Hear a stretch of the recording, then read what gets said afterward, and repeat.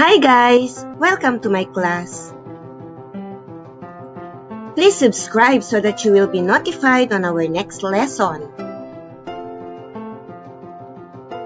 Then like and share so that you can also help other students. Our topic for today is about using Venn diagram to study set operations. But before we proceed to our main lesson, let us have a glimpse of the qualities of Sheikh Mohammed bin Zayed Al Nahyan, the Crown Prince of Abu Dhabi. Do you know that Sheikh Mohammed is a conservationist also? He is working hard to support sustainable development in Abu Dhabi. Actually, his involvement in different alternative energy projects in Abu Dhabi shows his dedication for environmental protection. Sheikh Mohammed expressed a boundless attention in the implementation of green technologies to save our environment. He has pledged $15 billion for solar, wind, and hydrogen power projects to produce clean energy. According to him, we have to strike a balance of responsibility between our duty to update other sources of energy, protecting our environment, and ensuring a proper legacy for the next generation. Do you know that His Highness Sheikh Mohammed bin Zayed Al Nahyan announced the launch of the Zayed Future Energy Prize way back 2008 to give tribute to his father, the late Sheikh Zayed bin Sultan Al Nahyan, and his sustainability legacy. Do you know that Sheikh Mohammed is giving annual awards to recognize and reward the achievements of those who are driving impactful, innovative, and inspiring sustainability solutions that can change the whole world, not only the UAE. You see guys, we are referring here the whole world. The Zayed Sustainability Prize is an evolution of the Zayed Future Energy Prize in the UAE's Pioneering Global Award in Sustainability. He is inspiring a lot of people to find sustainability solutions across 5 distinct categories: health, food, energy, water, and global high schools. That is why even in the school, do you remember guys, our principal Miss Sarah is asking us regarding our ideas on how to save the world, how to conserve energy, and other matters pertaining to sustainability. Miss Sarah is asking us to come up with solutions on sustainability problems.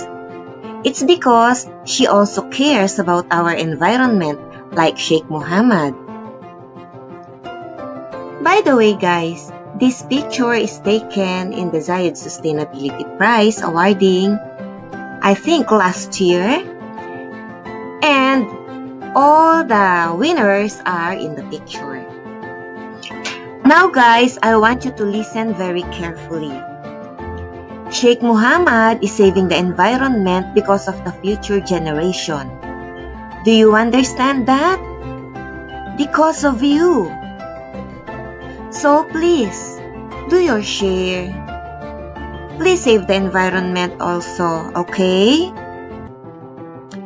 Let us follow our UAE leaders. Let us save the environment. Let us do our share. How? There are a lot of things that we can do, right? First, we can use reusable bag, not plastic, when we are going to supermarket. We are recycling. We are saving electricity.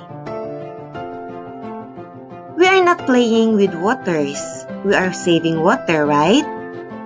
And There are a lot of things that we can do to save the environment. If you have some more ideas, please tell me, okay? Now, let us move to our main lesson. The objective of our main lesson is to illustrate a set statement by using a Venn diagram. We are going to illustrate the intersection of two sets. For example, set A and set E. The overlapping part of the two sets is the intersection of set A and set E. Or it can be the common part of the two sets.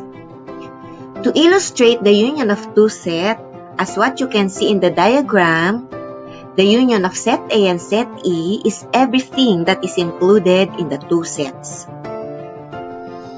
To illustrate the complement of set A, it is everything that is not included in set A. You call it A prime. And to illustrate the complement of set E, it is everything that is not included in set E. You call it E prime. Now let us define the following set. The intersection of set S and set F. Do you remember? It is the common part of the two sets. So it is the overlapping part. What about the intersection of set S and set F and the union of set R? Therefore, the common part in S and F and everything that is included in set R. Now, how are you going to illustrate the union of set S and set F? It is everything that is included in set S and set F. What about the illustration of the union of set S and set F and the intersection of set R? It is everything that is included in set S and set F, and then the intersection with set R is the common part or the overlapping part of the two sets with set R. What about this example? The intersection of set S and set F, which is the overlapping part. So, the intersection of these two sets with the union of the complement of R is shown on the diagram. Set R is not included, but the intersection of set S and set F was also shaded. What about the intersection of the complement of S and set R? If you are going to shade the complement of S, it is everything that is included in the diagram except the circle or the set S. And then the intersection of set R. So, if you are going to shade all the elements in R, it will be the set R only, minus the set S. What about the union of the complement of set S and set R? It is everything that is included in the diagram except the elements of set S. Let us list down the elements that make up each set. So, on set S, the elements are A, B, C, F, and G. On set F, the elements are C, G, B, E, and H. On set R, the elements are F, G, H, I, and J. And the universal set is A, B, C, D, E, F, G, H, I, J, K, L. Everything that is in the diagram. Therefore, the complement of set S is everything that is not included in set S. It is D, E, H, I, J, K, L. Or you can find the complement of set S by subtracting the elements of set S from the element of the universal set. And you can find DEHIJKL. Now, how are we going to find the intersection of the complement of set S and set R? It is the overlapping part, right? So, it is the same element in set R and the elements of the complement of set S. So, it is H, I, and J. What about De Morgan's law? I want you to listen very carefully. The complement of the union of two sets is the intersection of their complements. For example, the union of set A and set B prime is equal to the complement of set A and the intersection of the complement of set B. And the complement of the intersection of two sets is the union of their complements. So, the intersection of set A and set B prime is equal to the complement of set A with the union of the complement of set B. Let us work on this example so that you will be guided. Let the elements of the universal set be A, B, C, D, E, and F. And the elements of set A is B and C, while the elements of set E is C, D, and E. We are going to show that the complement of the union of set A and set E is equal to the intersection of the complement of set A and the complement of set E. Let us draw a Venn diagram and put each element in each set so that it will be clear. Now, the union of set A and set E are the shaded parts. The elements are B, C, D, and E. This is the union of set A and set E. The universal set is everything that is inside the Venn diagram. The elements are A, B, C, D, E, and F. The complements of the union of set A and set E is A and F only, because these are the elements that is not in the two sets. Now, let us work on the complement of set A. These are the elements that is not in set A. It is A, B, E, and F.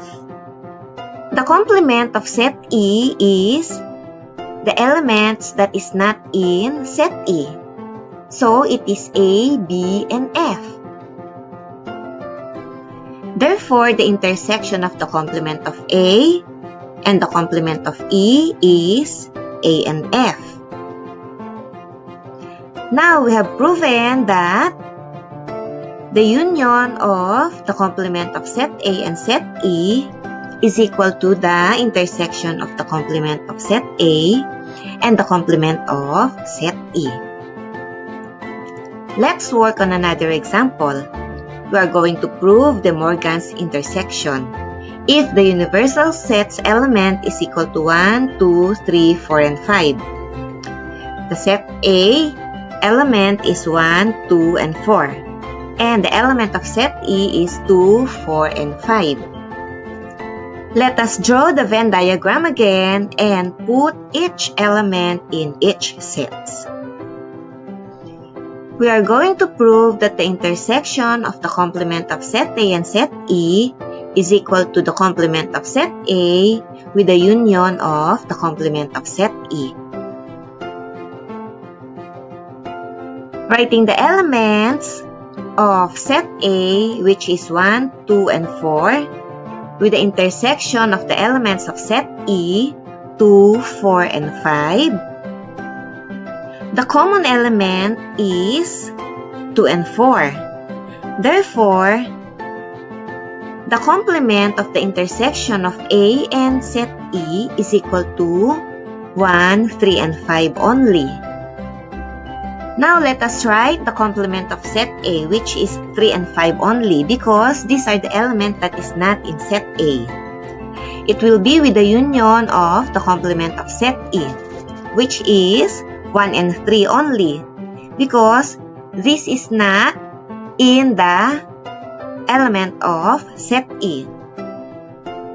Therefore, the complement of set A with the union of the complement of set E is 1, 3, and 5. And we have proven that the intersection of the complement of set A and set E is equal to the complement of set A with the union of the complement of set E. To show the complement of set A, it is everything outside the set A. Don't include the elements in set A. Remember that. And the complement of set E is everything that is outside set E. Don't include the elements in set E. The union of two sets is all the elements that is included in the two sets. The complement of the union of the two sets is everything that is not included in the two sets. The complement of set A with the intersection of the complement of set E is all the elements that is outside the set A and set E. The union of the two sets is everything that is inside the two sets. All the elements that is included in the two sets. Again, the complement of set A is everything that is not the element of set A. The complement of set E is everything that is not the element of set E. The union of the complement of set A and set E is everything that is not included in set A and set E. All the elements that is outside set A and set E. The intersection of the complement of set A and the complement of set E is the same as the union of the complement of set A and set E. It is everything that is outside set A and set E. So, to wrap it up, the union of the complement of set A and set E is equal to the complement of set A with the intersection of the complement of set E. It is everything that is outside the set A and set E. The complement of the intersection of set A and set E is equal to the complement of set A with the union of the complement of set E. It is everything in the diagram or in the Venn diagram except the intersection or the overlapping part of set A and set E. Let us work on this example so that you will be guided. 64 students enrolled in a club. Of these 64 students, 27 enrolled in Eco Club, 14 enrolled in Photography Club, and 12 enrolled in both club. How many students enrolled either of the club? Let us draw a Venn diagram so that it will be clear to you. Then let us put the 12 students that is enrolled in both club. There are 27 students that enrolled in Eco Club. So 27 minus 12 is equal to 15. 15 students chooses Eco Club only. And the 12, Eco Club and Photography. Therefore, the total students that enrolled in Eco Club is 27. There are 14 students who enrolled in Photography Club, but 12 of them also enrolled in Eco Club. Therefore, 14 minus 12, it will give us 2. 2 enrolled in photography only, and 12 of them also enrolled in Eco Club. Therefore, the total is 14 in photography club. We are going to find out how many students enrolled either of the club. So the students that enrolled in either of the club is 15 plus 12 plus 2 is equal to 29 students. Let us work on another example so that everything will be clear to you. 42 students are coloring their drawings. Of these students, 10 use pastel crayons, 16 use pencil crayons, and 9 use both. How many students use either type of crayons? Let us draw a Venn diagram and let us write 9 in the intersection of the pastel and pencil because 9 students use both crayons.